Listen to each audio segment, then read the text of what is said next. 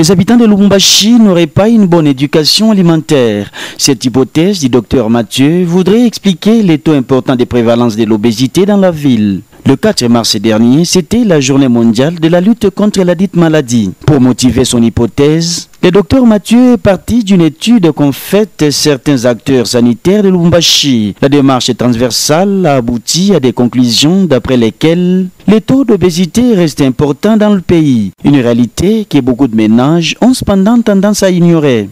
Et ça demande, n'est-ce pas, des sensibilisations à travers ce que vous faites comme travail pour que les gens comprennent les risques, n'est-ce pas, que courent ceux-là qui développent cette maladie que l'on appelle l'obésité. Une maladie presque déstabilisante, l'obésité peut être la cause de deux facteurs.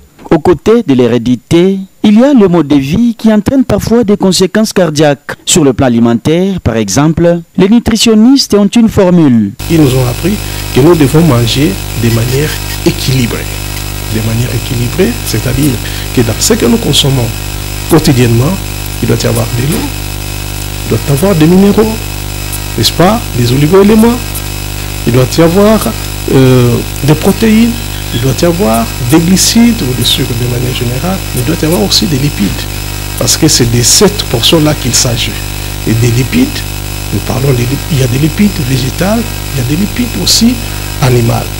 Pour détecter l'obésité, les scientifiques considèrent la répartition de l'excès de masse dans diverses zones grasses. En pratique, elle est l'indice de masse corporelle supérieur à 30 kg par mètre carré.